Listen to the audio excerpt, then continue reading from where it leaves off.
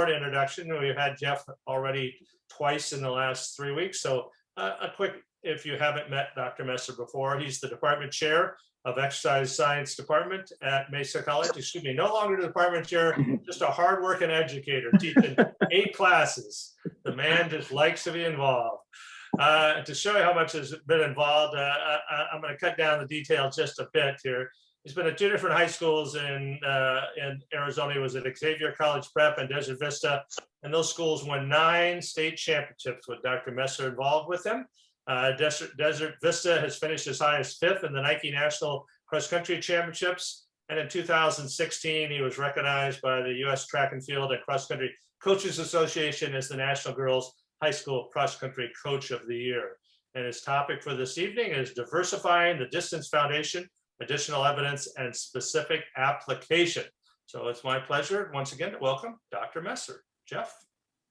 Thank you, Tim. I appreciate it, sir. And I am glad to be here. Let me just check my screen share function quickly. I think I'm in a good place. And so again, so glad to be able to interact with so many colleagues. Thank all of you for taking your valuable evening time to share some time with me and to allow me to share some time with you. This is indeed my last opportunity to engage with you in this forum. So it's always a privilege. I take it seriously. I hope I can add some value. And I hope in particular that if I can add any future interaction or engage in any future interaction that might add value to what you do with your student athletes and all your selfless work, I hope and trust you will reach out to me. I'm learning some important lessons and just went through an experience when Kevin Smith and I traded electronic mail communications. I used to be relentless, I would say relentless with respect to email. I would always respond to everyone within 24 hours unless there was some extraordinary emergency. What I'm learning very quickly with a 1-year-old daughter is sometime that 24-hour time period actually extrapolates or extends. And so Kevin and I exchanged messages and it took me 72 hours to respond. And that's not any indication of my respect for Kevin, because I have great respect for him, but it is an indication that I'm learning how to be a dad. And so I continue to learn the science of endurance training. I continue most definitely to learn how to be a father. And with that said, this is a nice opportunity to just maintain a diversity and to interact with outstanding colleagues. So with no further ado, my goal tonight is actually to put aside as much time as possible to try to answer as many questions as you might share until Tim tells us that we're done. So what I thought I would do in this third presentation is, because it's supposed to be a more advanced presentation, I thought I would share 2 or 3 advanced concepts, or at least what I believe to be relatively advanced concepts, and then I would integrate those with the more advanced model that I shared in week 1 and perhaps briefly in week 2. I'd relate those concepts back to the so-called advanced model and then leave that model with you to do as you will, to utilize, to discard, to modify and refine so that it fits your program and fits your student athletes. That is my plan. And so again, with no further ado, let me ask you this, and let me share a question and that you don't have to respond to, but let me share this question. How important do any or all of you believe it is to maximize muscle fiber recruitment? In other words, to train all the muscle fibers of the lower limbs or the legs. I think it's incredibly important. I think one of our training goals has to be to maximize muscle fiber, or if you prefer a formalism, motor unit recruitment. And so I want to share some data that I don't know that I've shared before, at least in detail. I want to share some data with regard to muscle fiber recruitment to make you think about it perhaps in a different manner. You may, for example, think about recruiting or activating muscle fibers through sprint training or through hill sprint training, and that would be accurate. When we engage in maximal horizontal movement velocity running, when we engage in incline or ascent training, we typically, at least if our effort is near maximal or maximal, we typically we demand maximal muscle fiber recruitment. So those are most definitely approaches or modalities you can integrate into your training to maximize muscle fiber recruitment. But let me share another one. Let me share another one with some data. And so what I'd like to share, if I can find it, is right here. And let me see if I can indeed share, if I recall how to do it. And so here we are. And let me see if I can put this on a bigger screen for all of you. Indulge me for just a moment. Indulge me for just a moment. I need a little help. I need a little help here to large screen it. Let me go down to the bottom and try it there. There we go. All right. So maximizing motor unit recruitment. And there's a video link which I can share, but that's of less importance. What I want to share, and please don't be disarmed or discouraged or disenfranchised by the illustration you're about to see, because I'll share it, I'll overview it, and then I'll summarize it verbally and in writing to make it user-friendly. And so this slide simply provides some insight into the nature of the experimental protocols that allow us to go into a muscle fiber and provide evidence of its activation or recruitment. Because obviously, if we're going to speak to activating or recruiting muscle fibers, we need to know they are somehow activated or recruited. And so there's an experimental protocol. What I'm more interested in, and again, please don't flee the premises, so to speak, when you see this. What I'm more interested in is looking at different intensities, distinct intensities of movement. And so we could take approximately 30% of VO2 max. A human, non-lower limb impaired or constrained human, might walk at 25 to 30% of VO2 max. It might be quote unquote average to brisk walking. By contrast, or by comparison, an average human might, for example, engage in conversational or near conversational aerobic activity at 70, even 75% of VO2 max, depending on fitness status or training status. And finally, otherwise normal and otherwise healthy human who again is endurance trained might engage in what we would term quote unquote highly intense or severe aerobic activity at 85, 90 or more percent of VO2 max. So think about, for example, the percentages I've outlined there: 31%, 74%, and 85%. Or if you prefer a qualitative descriptor, mild, moderate, and intense aerobic activity. Okay? Now, against that backdrop, so to speak, let me share, if you would please, this particular illustration. And again, don't flee the premises. Don't flee the premises. This may look simply uninterpretable, but I promise it's not, and I promise the 3 subsequent slides will summarize it all. But what I want you to think about, and I'll explain this to you, is again, how to maximize motor unit recruitment or muscle fiber recruitment. Think about, for example, these percentages of VO2 max. Brisk walking, plus or minus 30% of VO2 max. Moderate intensity aerobic activity, plus or minus 75% of VO2 max. And intense or severe aerobic activity, 85 or more percent of VO2 max. And of course, at plus or minus 5 to 10% of VO2 max, you and I rest. Humans will rest at approximately 5 to 10% of their VO2 max. And so as you might intuit or conjecture or conclude, if you look at the muscle fiber activation in type 1, type 2A, and type 2X muscle fibers, if you look at the activation during rest, there's essentially no activation. In other words, glycogen status is high, carbohydrate is essentially unutilized, because when we rest, we're not actively contracting, relaxing skeletal muscle. So intuitively, I hope that resonates with you. What about when you and I, or any of us, engage in, for example, mild aerobic activity? We go for an evening walk, okay? If we do that for 40 minutes, for example, at 25 to 30% of VO2 max, there is recruitment and activation of the type 1 fiber population. And you can see that because the glycogen status is moderated or changed in type 1 muscle fibers. Glycogen is utilized as one of the fuel sources because type 1 fibers are activated. By contrast, there's essentially little or no activation or recruitment of type 2A fibers, and essentially no activation or recruitment of type 2X fibers. 2 more examples. 74% of VO2 max. Think about exercising for merely 20 minutes. 20 minutes at a so-called moderate aerobic intensity. With 20 minutes of moderate aerobic exercise, there's significant recruitment or activation of the type 1 muscle fiber pool in the lower limbs. There's also some activation, albeit still moderate activation, of the type 2A fiber population, and yet again, very minimal or modest, if at all, notable activation or recruitment of the type 2X fiber population. However, if you take that moderate intensity aerobic exercise and you extend it for 2 hours, think about a long run now. Think about how you explain and execute long runs. Think about how you explain a long run to your student athletes and how you ask them to execute long runs. Do you simply achieve or attempt to achieve time on your feet? Relaxed long runs where you accumulate time on your feet. That might be very appropriate for a freshman student athlete, for example, just to cite a hypothetical example. But if I take moderate intensity aerobic running, and maybe I would tend to invoke moderate intensity aerobic running with, for example, relatively more developed high school endurance athletes. If I do that for 120 minutes or 2 hours, there's substantial, almost complete recruitment of the type 1 fiber population. There's substantial, indeed majority recruitment of the type 2A fiber population, and there's also substantial recruitment or activation of the type 2X fiber population.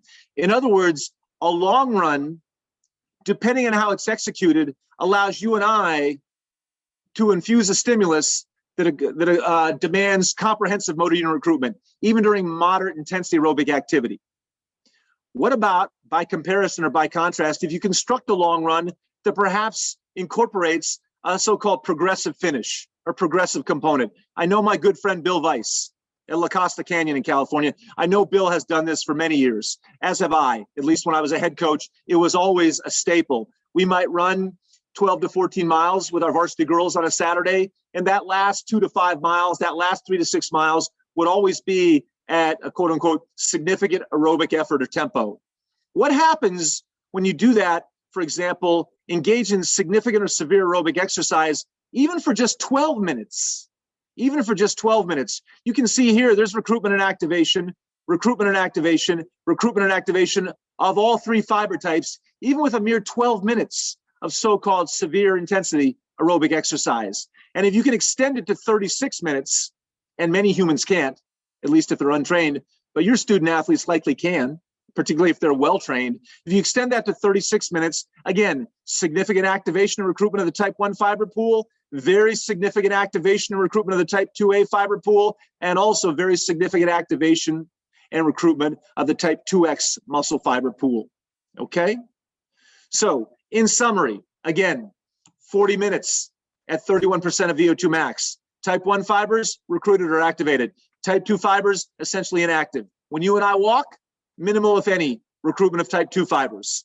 During moderate intensity aerobic exercise for 20 minutes, for example, type 1 fibers recruited, minimal recruitment of type 2A fibers, essentially no recruitment or activation of type 2X fibers. By contrast, even a mere 12 minutes at a significant or severe aerobic exercise intensity, such as 85, 90% of VO2 max, significant type 1, type 2A, and type 2X muscle fiber recruitment. And so I'll stop sharing this just to share a thought with you. And again, let me come back around to all of you here. How do you think about what you need to or want to accomplish in training?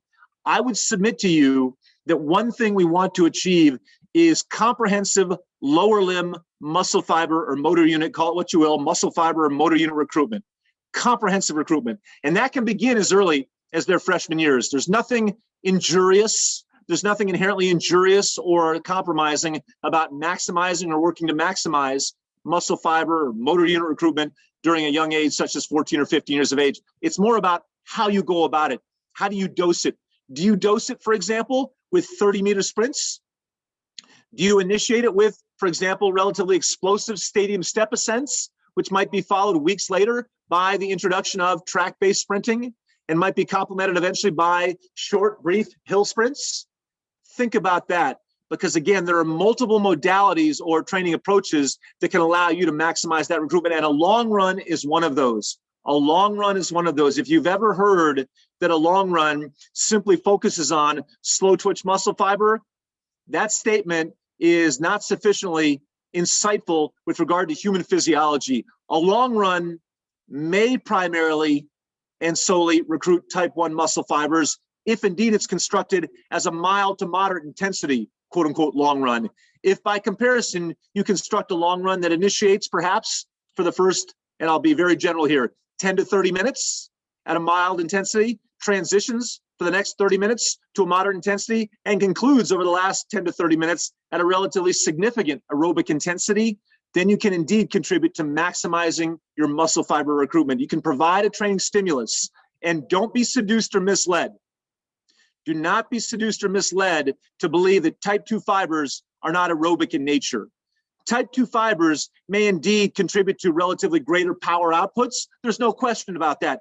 Type 2 fibers may indeed contribute to elite sprint performance. There's no question about that. The very robust prediction is that, for example, Usain Bolt has a more prolific type 2 fiber population than Jeff Messer in his lower limbs. There's no question that's a tenable prediction or conjecture. However, don't be seduced to think that you can't, for example, induce mitochondrial biogenesis. That is to say, expand the mitochondrial population in both type 2A and type 2X muscle fibers, because you can.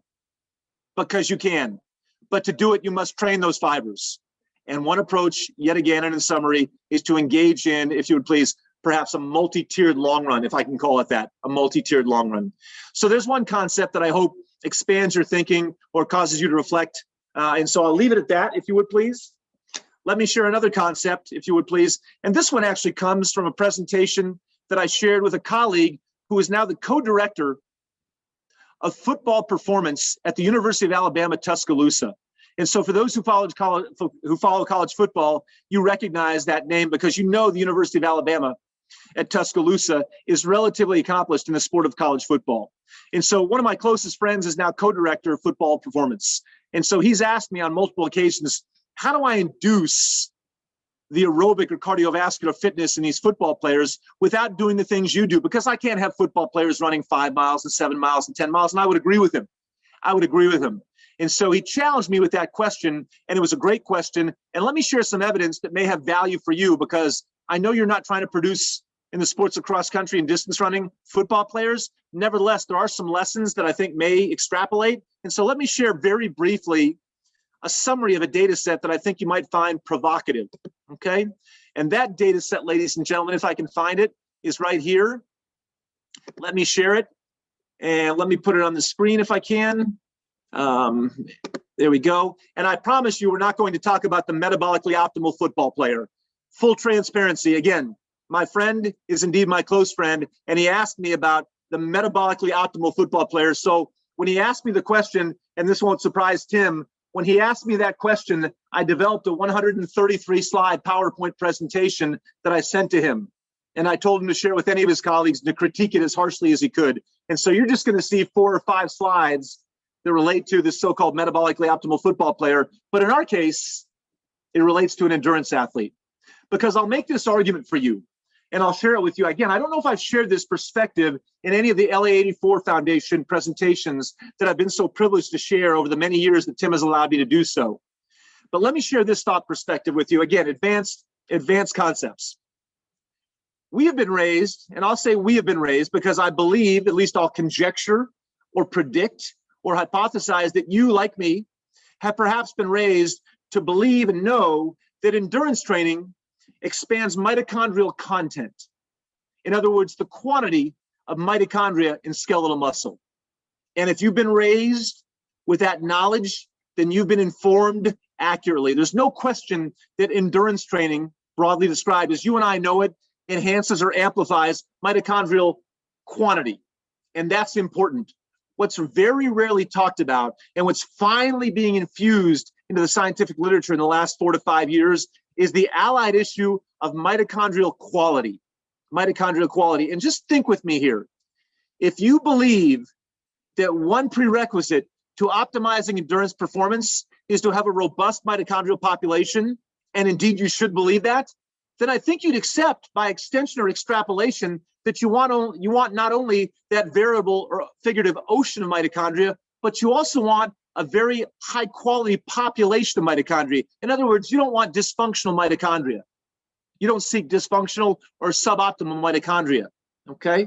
So with that said, let me just share 3 or 4 slides. Cesare Granata in 2016 published a paper, and Cesare Granata worked previously in David Bishop's laboratory in Australia. This is an exceptionally accomplished laboratory which continues to contribute exquisite work to the sports science community. And in this particular experiment, these authors, these investigators incorporated a protocol that's referred to in the scientific literature as sprint interval training. Sprint interval training, okay? And I know my good friend Jay Johnson hates it when I say an interval is about running. He says an interval is about rest. And technically, I think Jay's accurate. But my good friend will allow me this digression because in the scientific literature, sprint intervals involve, quote unquote, running. Indeed, running very rapidly or fast. And so in this experiment, there were almost 30, indeed 29, healthy individuals with peak VO2 values on the order of 46. On average, 46 milliliters of O2 per kilogram body mass per minute. So again, I want to be transparent always. These are recreationally active individuals. These are not elite endurance athletes. So if you're not confident that what I'm about to show you extrapolates seamlessly to highly fit individuals, I'm okay with that. Let me just show you the data and see what you think. These are individuals engaged in a 4-week training period, just 4 weeks of training. 3 sessions per week. And what they did was engage in 4 to 10 repetitions per training session of 30-second repetitions, or again, as per the sports science language, 30-second intervals. So 30-second, essentially all-out intervals. So let's take a simple example. 30 seconds of all-out running, followed by 2.5 to 3 minutes of recovery, repeated. 30 seconds of all-out running, 2.5 to 3 minutes of recovery, repeated perhaps 3 or 4 times, repeated perhaps 6 or 7 times, repeated perhaps even 8 or 10 times. These individuals across 4 weeks progressed from 4 repetitions to eventually 10 repetitions. And if you're thinking, Jeff, 10 repetitions, 30 seconds all out is very severe, I would wholeheartedly agree with you. I'm not suggesting you need to do that. I just want you to see these data to challenge you to think about an advanced concept that may have value in your ongoing training of your student athletes, okay? So again, you can see here in the lower right, they are quote unquote running repetitions, 30-second all-out bursts, and it says 200% of peak aerobic power output. Let's just call that near maximal sprint velocity, or if you would please, almost all-out sprinting, okay? So a very severe protocol. What I want to share with you, however, is this. After 4 weeks of training, there was no change in mitochondrial content or quantity, but there was a 25% increase in mitochondrial quality or function. Now, ladies and gentlemen, again, I can't speak for any of you. When I see changes of, for example, 3 to 5%, I'm exceptionally interested. I'll always look at a data set to see if it holds merit or value. When I see changes of 10 or 15%, I'm ecstatic. When I see changes of 20 to 25%, I'm almost disbelieving. However, knowing this laboratory as I do, knowing the data collection that they undertook, understanding the experimental procedures as I do, I'm exceptionally impressed and intrigued by these data. And what's so intriguing is this. You might think, if you have a fixed population of mitochondria, how do they get 25% better in just 4 weeks? And if you're wondering if that's even possible, your instincts, your intuition is prescient. It's elegant. Because what appears to be happening, ladies and gentlemen, is, and I promise the language won't scare you away, just indulge me for another 90 seconds to 120 seconds. What appears to be happening with these relatively severe sprint interval protocols is a process known as mitophagy is being upregulated. What does that mean in simple terminology? If you would please, aging, suboptimal, dysfunctional mitochondria are being degraded and eliminated, and new mitochondria are being synthesized and incorporated. In other words, the total number of mitochondria may not be changing. In other words, mitochondrial content may be unchanged, but the overall quality is being enhanced or amplified. Put most simply, out with the bad, in with the good. And I won't digress to share an evolutionary argument with me, but I always think about how the body, the human body, responds to a challenge, such as sprinting or endurance training. I always think about it from an evolutionary perspective. And again, I won't digress, but let me just say to you in summary, and I'll have this conversation over the internet, virtually, preferably later this year over a beer face-to-face or whatever refreshment you prefer. But let me just say to you from an evolutionary perspective, this makes complete sense to me that a muscle cell or fiber would respond to a stressor such as severe sprinting by not amplifying and increasing its mitochondrial content, not devoting more of its cellular space to mitochondria, but increasing or enhancing the quality of the existing population. So my question to you from an applied perspective is this. Is there a value in incorporating periodic so-called sprint training protocols? And I don't mean flying 30s or flying 40s. Now I'm looking at something different. And I'll invoke an example that I believe Chris Miltenberg would let me invoke, even though I've not met Coach Miltenberg. One of my former student athletes, who some of you would know by name, Jessica Ton. She was a multi-time All-American at Stanford University and has a great reverence for Coach Miltenberg.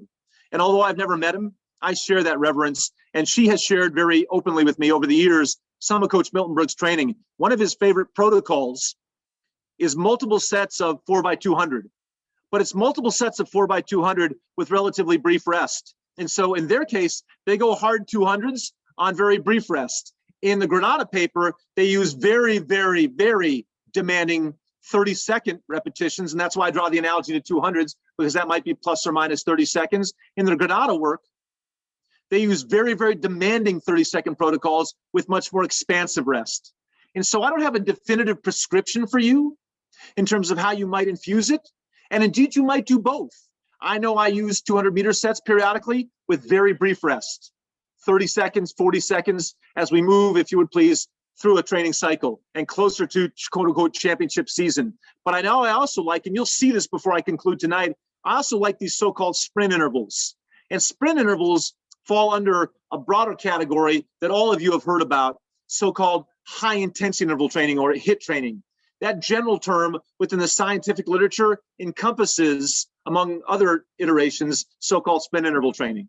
So again, I would ask you to think about how that might be effective for your overall training program, because what you want, and again, go back to my first week, you want very robust cardiovascular function, yes? You want to be able to deliver oxygen-containing blood to, for example, skeletal muscle.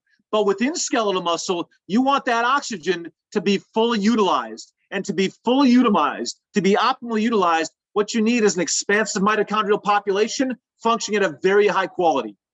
Okay? All right. So that's concept number 2. And then concept number 3, if I could please, let me stop sharing this screen and see if I can find one more PowerPoint that I believe I opened up previously. And I see it, I think. Bear with me here. Bear with me just a moment. Bear with me here. That's not it. That's not it. Okay. Actually, what I'm going to do therefore, and I'm checking time here, it's 7 o'clock. What I'm going to do is I'm going to come back now to a model that I shared ever so briefly during the first presentation I offered 2 weeks ago. And so please note, this is the so-called advanced training model. Could be varsity girls, in this case, varsity boys. As some of you know, the ongoing work I do at a volunteer or assistant level is with varsity boys at Desert Vista High School. So again, my involvement is modest, but for those advanced boys, and I'll reference that 2017 team. When I first joined the boys in 2017, and we had a team that finished 8th at NXN, Coach Hansen, my head coach, asked me to develop a model that would allow them, after 3 years in the program, to train at a very high level and hopefully optimize our probability of securing a spot at the Nike National Meet. And we actually finished 4th at NXR. And so we were an at-large selection. And as Let's Run so kindly does to every team that is a 4th finishing team and earns an at-large bid, we were summarily vilified for the 2 weeks between NXR Southwest and NXN in that year, 2017. But I knew our boys were prepared because of this model. I knew they were well prepared. I knew if we were given a bid or awarded a bid, we could go to NXN and compete successfully against anyone there. I didn't suggest we'd win it, but I knew we could be competitive. And how many predictions leading up to that 2017 NXN had us finishing 20th, in many cases 21st, or if you prefer, 22nd. So we had the privilege of being awarded an at-large invitation. And that team in particular executed this framework, as did my 3 prior girls NXN teams. And so what you see here, and what I'll highlight in conclusion, is a third theme, which I didn't commit to PowerPoint, and some of you might have heard of. And the concept or theme is anaerobic speed reserve. Anaerobic speed reserve.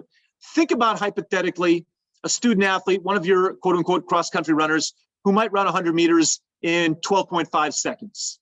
And just assume hypothetically, you could improve his or her, we'll say his for the sake of argument in this case, because I utilize boys as an example here. You could improve his 100-meter personal best from 12.5 to 12.1 seconds.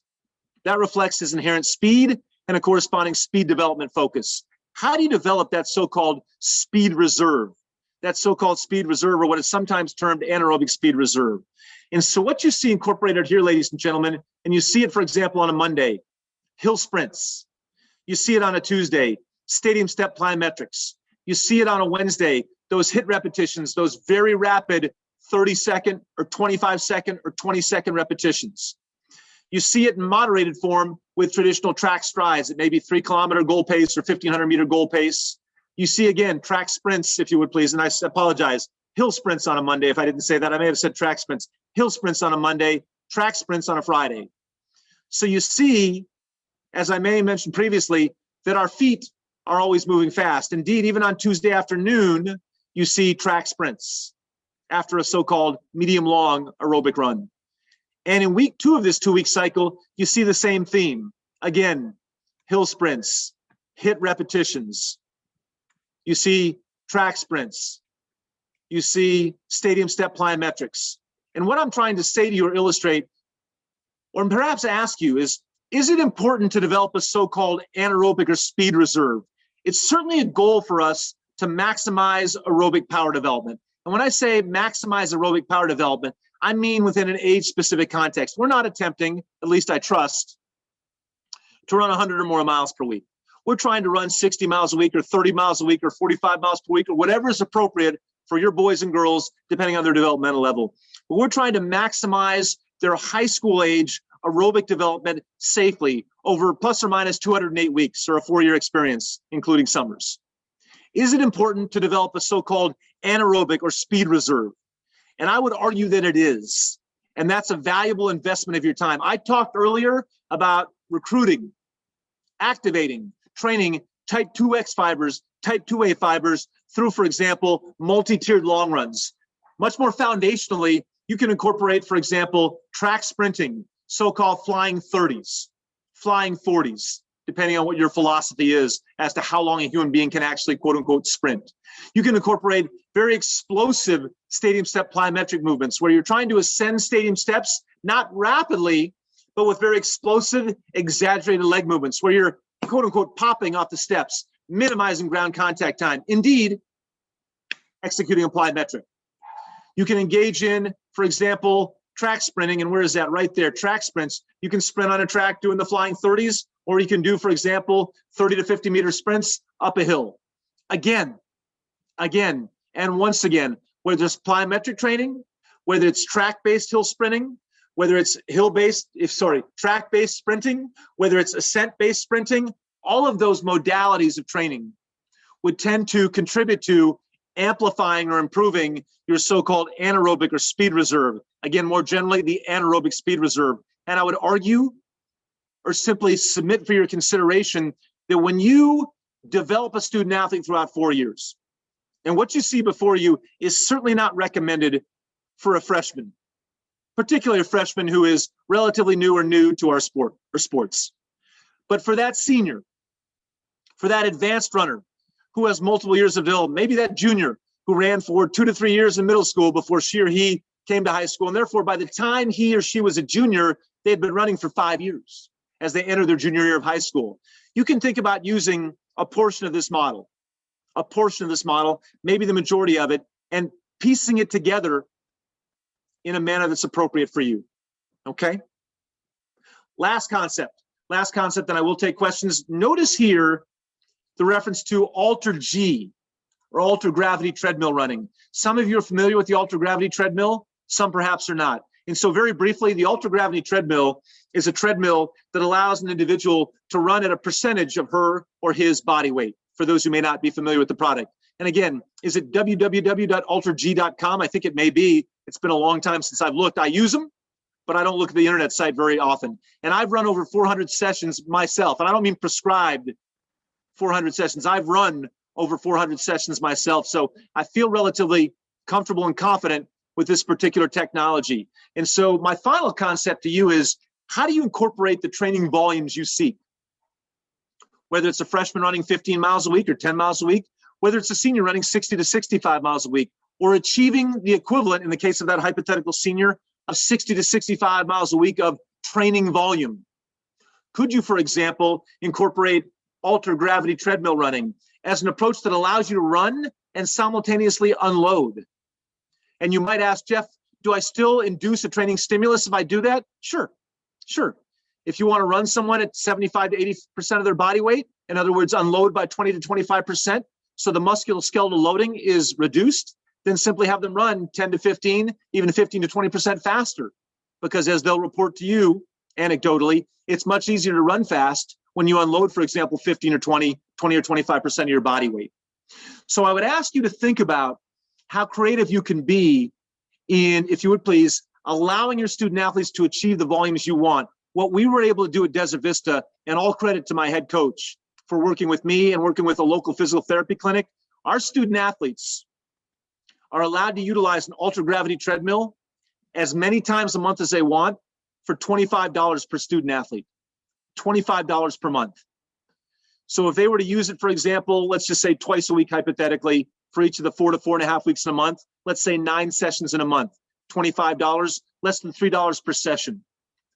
The value, at least the value we perceive in terms of unloading or lessening the musculoskeletal stress and enhancing the probability of maintaining their musculoskeletal health, the value is unquantifiable.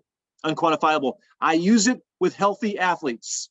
I use it with healthy athletes, in addition to utilizing it with athletes returning from some prior musculoskeletal challenge. So I'll give you a name that all of you have heard, Danny Jones.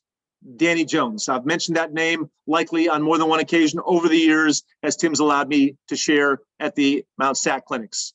Danny Jones is a former student athlete who ran after Desert Vista High School at the University of Colorado and now runs professionally. Danny utilized an Ultra G because Danny, as some of you may know, it's never been a secret, Danny's always had a tender shin, and Mark Wetmore faced that challenge with her and he managed it skillfully.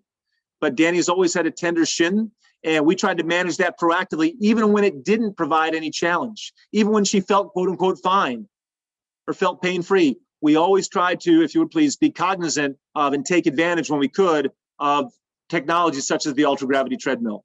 That doesn't mean you can't aqua run. It doesn't mean you can't cycle. It doesn't mean you can't use an elliptigo, but I invite you to think about what might be available that perhaps you haven't even accessed.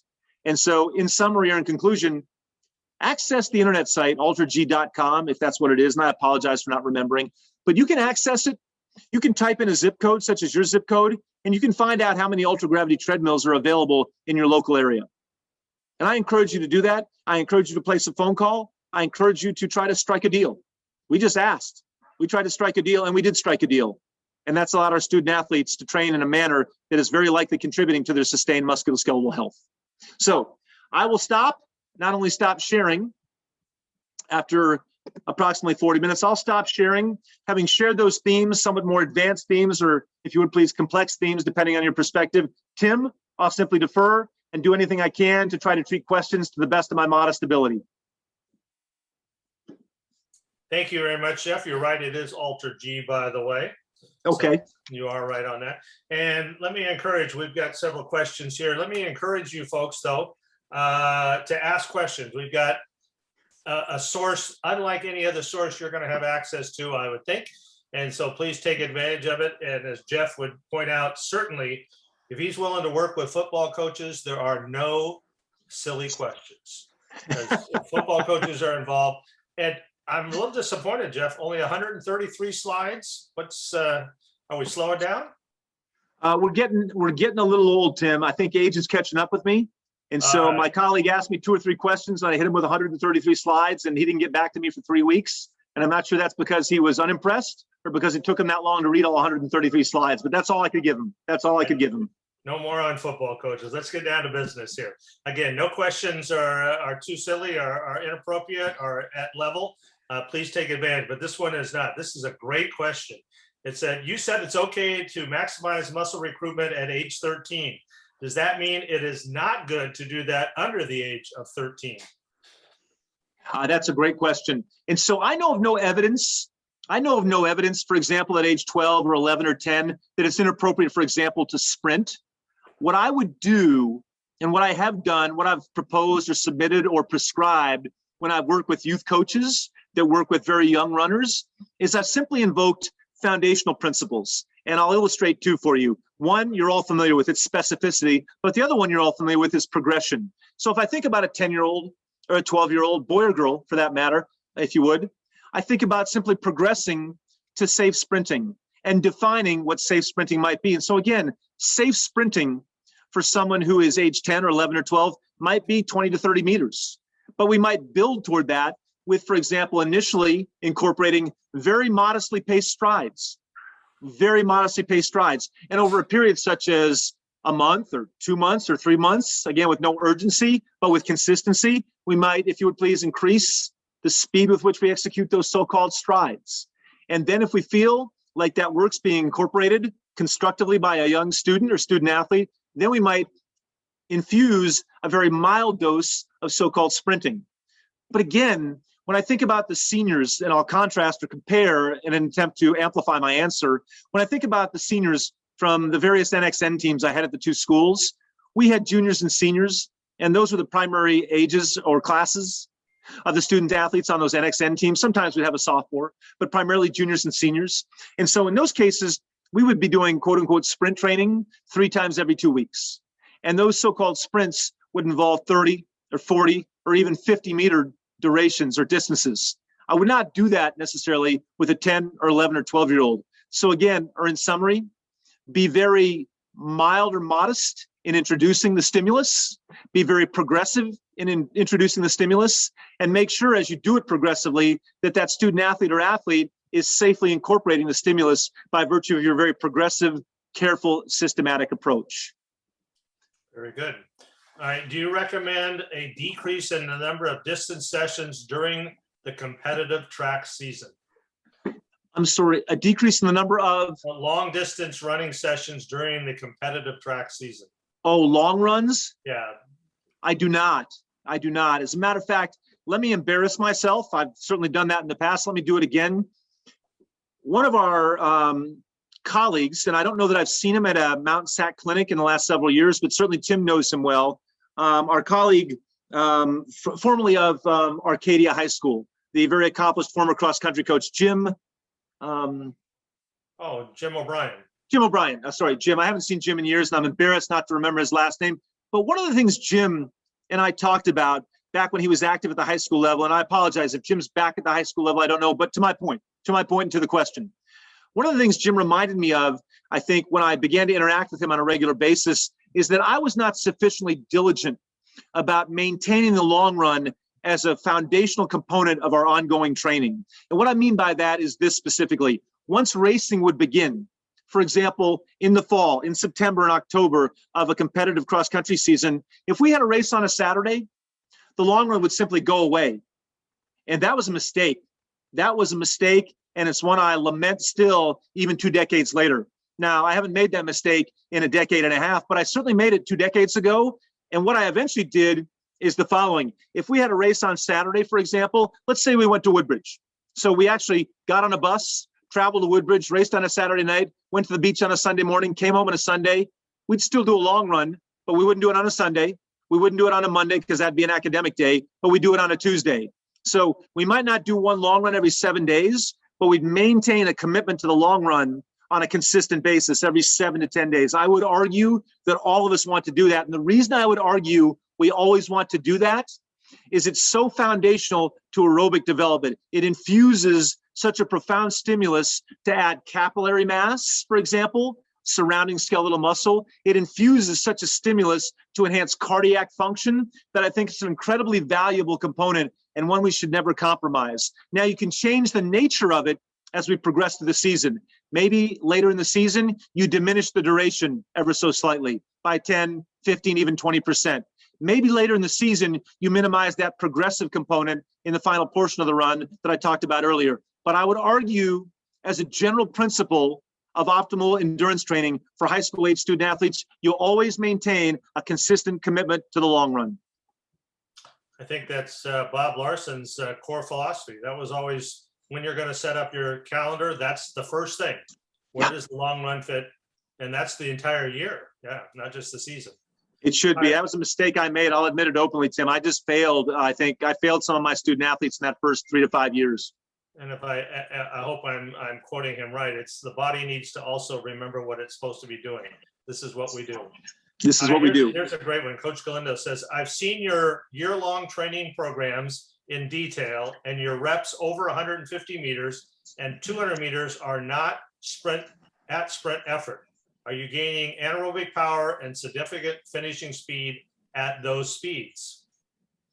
That's a good question. So I think with the 200-meter repetitions, and it depends at what point in the season we're doing them. So let's take some specific examples of those training plans.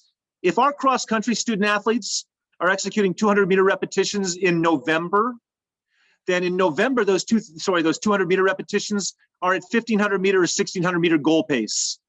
So I would submit that we are contributing to finishing speed for a 5-kilometer race by executing 200-meter repetitions at 1,500-meter goal pace in November. Now, by contrast, and to Coach's point, when we initiate those 200-meter repetitions in late May or early June, those 200-meter repetitions are at approximate 5K goal pace. So we might not be adding a significant contributor to 5-kilometer race finishing speed when we're initiating that training stimulus in June. So I think my answer would be, it depends. But as we evolve through a training cycle, we're trying to make sure that those 200-meter repetitions and those 150-meter repetitions are increasingly rapid.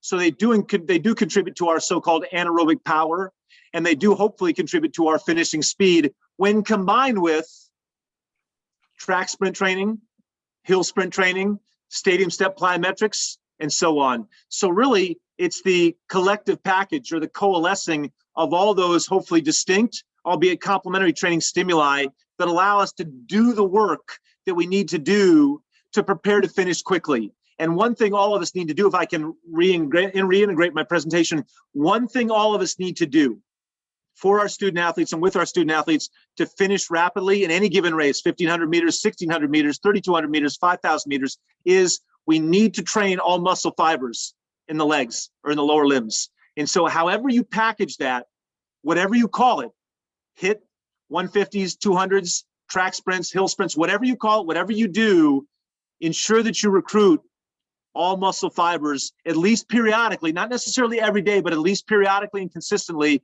to contribute to finishing speed. But yes, as we evolve through a training cycle, Coach, I would argue that the progressive speeds that characterize our 200s and 150s do contribute, for example, to improving finishing speed at the 5-kilometer distance.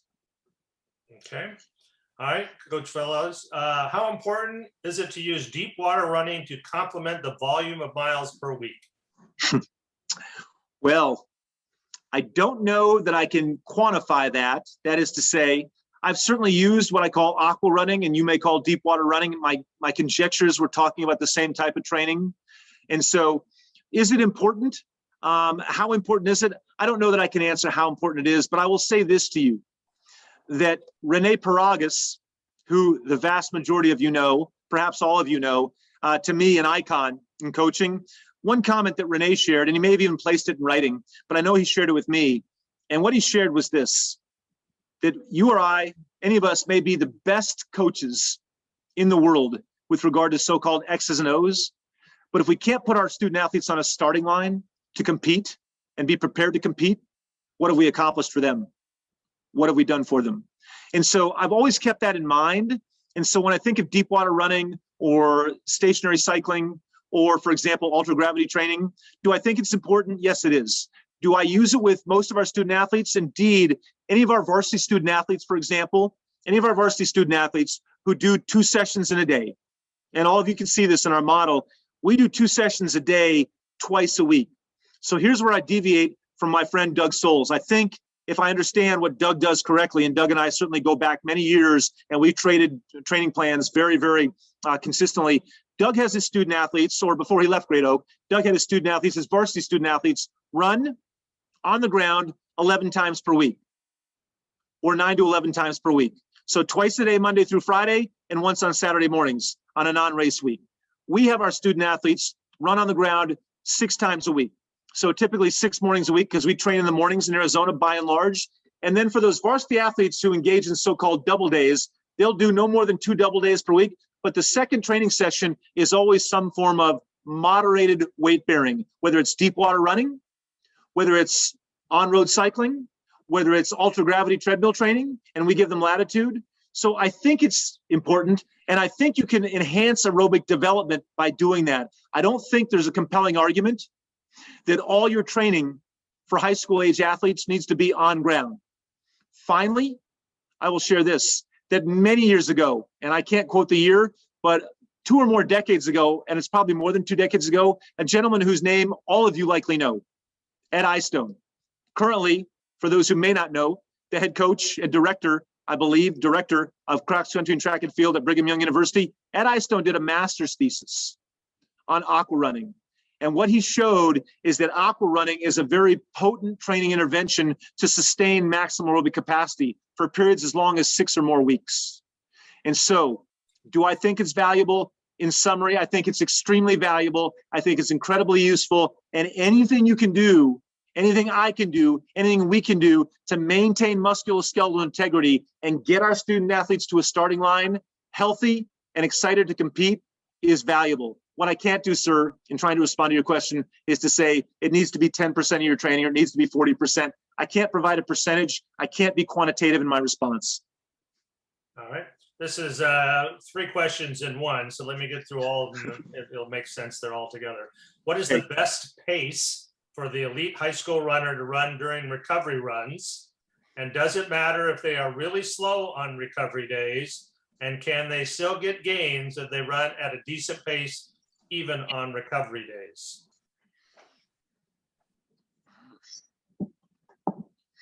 So if you were to pick 2 or 3 questions that I have been challenged by in the most enduring manner over the last 15 years, and I had to pick one, it might be pacing of recovery runs, pacing of recovery runs. And so I will tell you that I hesitate, and my girls would tell you this, my boys from 2017, even the boys at Desert Vista now would tell you that I hesitate to prescribe paces for recovery runs. Rather, I provide qualitative insight. What I mean by that is I tell the boys that they need to run at a pace that allows them to be successful in their next high quality training session. So to give an example, if we do a workout on a Monday, for example, a combination of threshold training and track repetitions, if you would please, and maybe we do a medium long run on a Tuesday evening, depending on the time of the year. All right, that's a possibility, or a medium long run even on a Tuesday morning, which would be relatively typical. That Wednesday recovery run is going to be at a self-selected, self-regulated pace. And that's probably not a satisfactory answer to you, but I would say to you this, I would invite you and challenge you to try to work with your student athletes to find a range for recovery running that is optimal. And what I mean by that, I'll give you a specific example so that I'm not providing an entirely unsatisfactory answer. So my last girls team for which I served as a head coach, 2016, team went to Nike Nationals. We finished 6th, all right? We went to Woodbridge that year, and those girls ran, just to give you a context, they ran about 85 minutes. They averaged 16:38. So they averaged 16:54. My top 5 girls averaged 16:54 for 3 miles at Woodbridge. Okay. So that gives you some context for those top 5 girls. All right. So on a recovery run, and I would go with them on recovery runs. One day on a recovery run, we were running 10-minute pace. And it was one of 2 times in 4 years where I stopped the girls and I said, ladies, that's just not us. Of course, you don't get mad. That never helps. That's not teaching. You don't get mad. You just stop and you instruct. You teach. Girls, your focus is on socializing. It's not on recovery running. I know, and you know, that you're not really running here. You know that on average, our recovery runs are somewhere between 8 and 9 minutes a mile. I know that when you feel really good, those recovery runs might be closer to 8 minutes a mile. I know that when you're very tired after a high volume training session, maybe an extensive long run, that those recovery runs may be closer to 9 minutes a mile. And I'm not concerned whether it's 8 or 9 minutes a mile, because I know and I trust you'll find the right pace or pace range.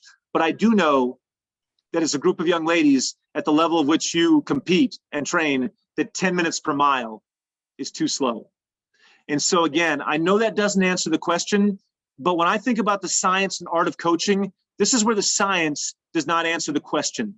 And so it becomes the art and the practitioner, if you would please, who spends time with his or her group and spends enough time with them on recovery days, whether it's running next to them or on a bike, so that he or she, you as coaches, discover what that range is. It's never a number. It's never 8:30 or 7:45 or 9:15. It's always a range. It could never be one number. Mother Nature is not that precise, but a pace range that allows them to recover, so that they do a long run on a Tuesday, because we were at Woodbridge on a Saturday. We do a long run on a Tuesday. Maybe we recover on a Wednesday. Maybe we'll do a moderate intensity run on a Thursday. By Friday, they are ready to work out at a high level. Part of the reason they're fully recovered is because on that day after, that Wednesday after the long run, they found a pace that's right for them. Even if it's within a minute range from 8 to 9 minutes, they have found that. They have found that. They dictate it, and I simply facilitate it. So I apologize if that's not the precision with which you would seek an answer from a colleague such as myself. It's likely the best answer I can give you. And perhaps more importantly, it's an answer I fully believe in. I think it's somewhat risky, I'll use the word risky, to prescribe paces that are very well defined and could be indeed too fast on recovery days. And I think one of the biggest mistakes we can make at an adaptive level and at a musculoskeletal level is to execute recovery runs that are too fast for young developing student athletes within that 14 to 18-year-old age range. Okay. Excellent, excellent. All right, what is the recommended percentage of weekly mileage to start at after taking a break off between seasons? That's a fantastic question. And I have tried every combination known to Western civilization. So let me share a few specific examples. Our good friend, the California legend, Louis Quintana. Louis Quintana now. Many of you who know Louis know that he coaches at the Division I level and has for many years. And so Louis is an individual who I've sought counsel from with regard to that particular question. And what Louis, I don't know if he still does it, but he did it for years. What he would do after a break was do this 4-week build, 25% of peak volume, 50%, 75%. And by the 4th week of a new training cycle, his student athletes would reach 100% of goal peak volume. Now, I modified that for high school student athletes. What I would typically do with varsity level student athletes is we would ascend to so-called goal peak volume over an approximate 6 to 7 week period.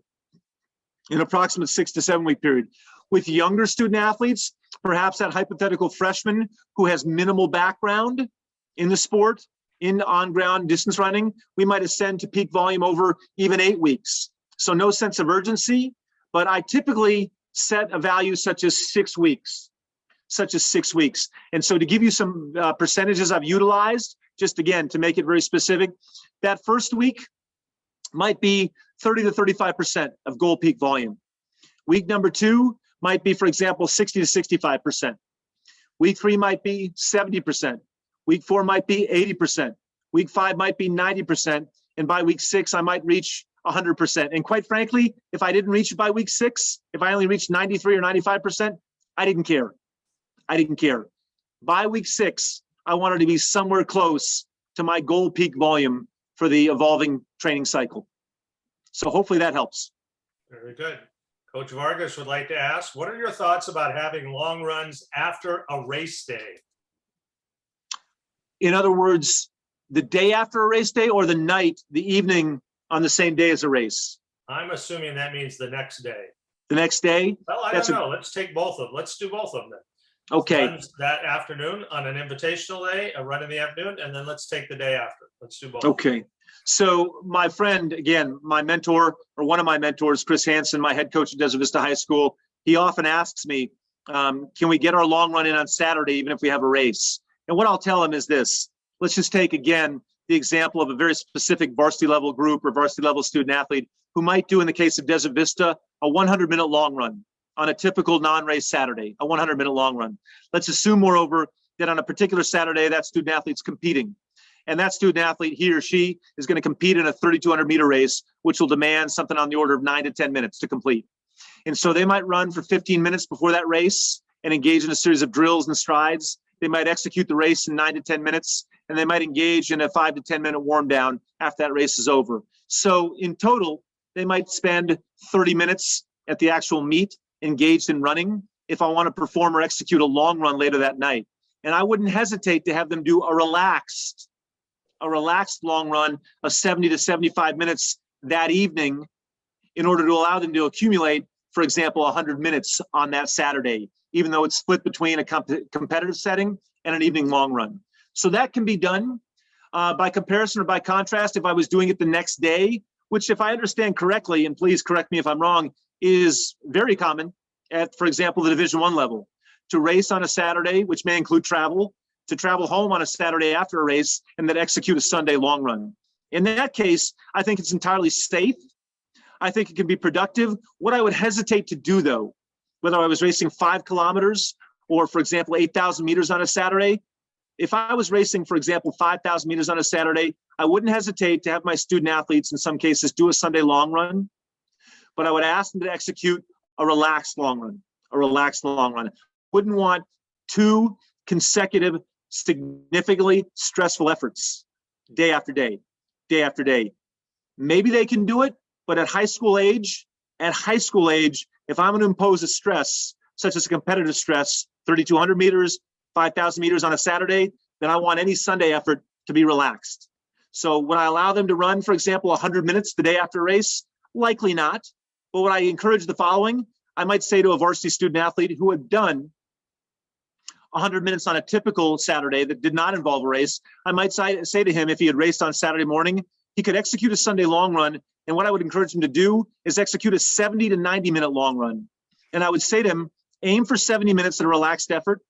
And then if you still feel good, go another 5, another 10, another 20 minutes. But make sure whatever you're accumulating is constructive time.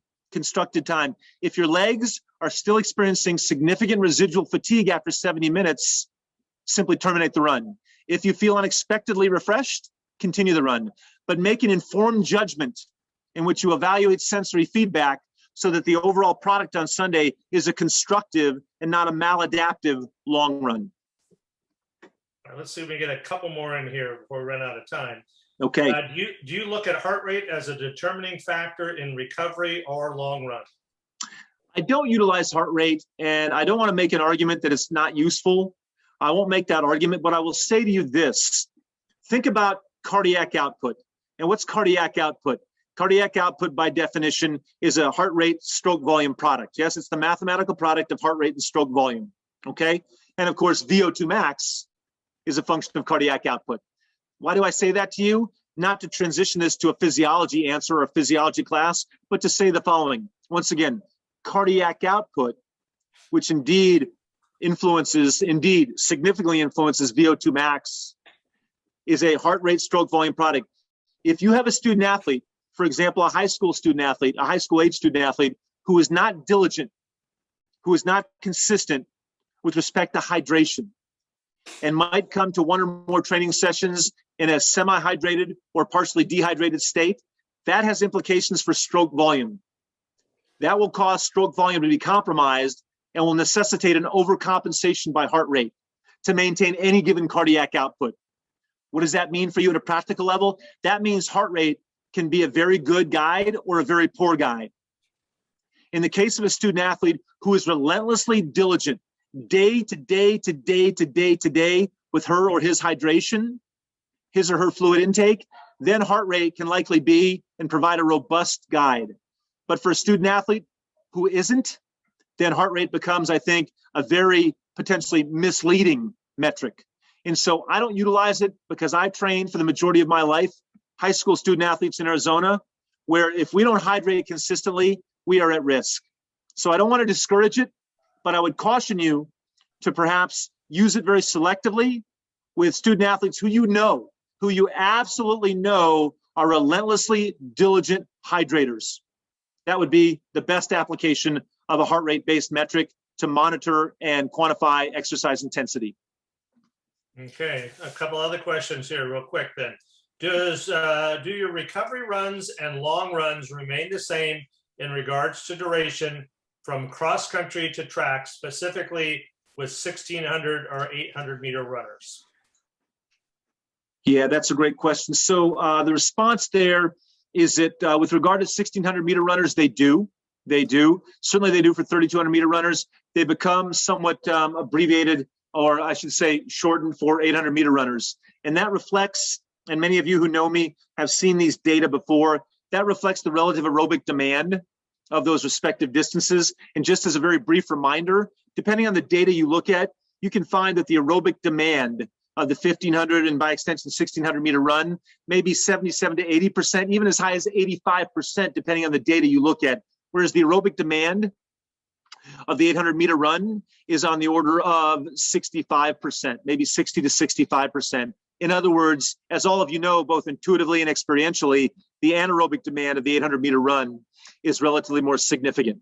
And that necessitates a commitment to, at least in my assessment, more relatively rapidly paced, for example, track repetitions. And so we lessen the duration intensity of long runs during the track season for 800 meter student athletes. if indeed that's their primary focus or specialty, because we want them to, if you would please, make sure there's an adequate and sufficient emphasis on anaerobic development, and to make sure that when they do those so-called track repetition sessions, that there's no residual fatigue from those extensive long runs.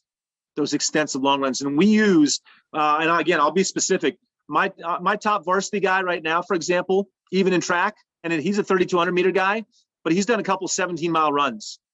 Not because I said do 17, but I said do 100 minutes, and he'll get 17 miles in 100 minutes. So that being said, when someone does 16 or 17 miles on a Saturday during track season, I have to be aware that there's a probability of some residual fatigue, certainly on a Monday, even on a Tuesday. But the focus on those long runs for a 3,200 meter specialist is non-compromising. We maintain that focus even during track. But to your point and to your question, 800 meter runners, I think that focus needs to be refined with a greater relative emphasis on track specific preparations. So we do indeed modify long runs for 800 meter specialists. All right, let's sneak one more in here. Sure. Speaking of recovery runs, do you still prescribe speed training on recovery days? Indeed, I do. And I know this is contentious. I know I have friends like my good friend, John O'Malley from Carl Sandburg High School, who would perhaps assassinate me. But I think it's okay. And here's my argument. That if I execute, for example, let's be very specific. How about a varsity level student athlete who does a 40-minute recovery run, hypothetical situation, 30 to 40-minute recovery run, and then does a series of track-based sprints, okay? So if that recovery run is truly a recovery effort, if it's at a pace that's truly a recovery effort, the primary metabolic fuel that he or she will utilize during that distance run, the primary metabolic fuel is going to be fat. The demand for carbohydrate utilization in lower limb skeletal muscle during a true recovery run is relatively modest. So can you transition to a series of track-based sprints after a mild distance run and still have a very robust carbohydrate status in lower limb muscle? I believe you can. I believe that's incontestable. And so I do it for that reason. But the other reason I do it, and Tony Holler, the Feed the Cats devotee, who some of you know by reputation, perhaps personally, Tony Holler would tell me that I don't need to warm up. Then I need to start running at maximal velocity right away, or it's not true sprinting. And he may be right. But if I do track sprints, let's say I do, for example, a 40-minute run, and I follow that with 3 or 4, maybe even 5 or 6 in the case of a more advanced student athlete, so-called flying 30s or flying 40s. If I do that, and they only attain 98% of their maximal horizontal movement velocity, I'm okay with that. If I'm not, if you would please, optimizing their 100-meter sprint capacity or 50-meter sprint capacity or 50-meter race abilities, I'm okay with that. At that young age, if they're attempting to sprint and they're doing it safely, because for 40 minutes, they've warmed up that lower limb skeletal muscle. They've warmed that muscle, they've prepared that muscle for a transition to faster movement or faster running. If they've done that, then I can be comfortable and confident that they can safely transition to 2 or 3, 3 or 4, maybe even 5 or 6, quote unquote, flying 30s or flying 40s, and do those to the best of their ability. So I'm not uncomfortable with it, although both John O'Malley and Tony Holler, just to cite 2 colleagues who I have great respect for, they would both probably tell me that, Jeff, what you're doing may be effective, but it's not true sprinting. And I would reply to that by saying, I'm okay with that.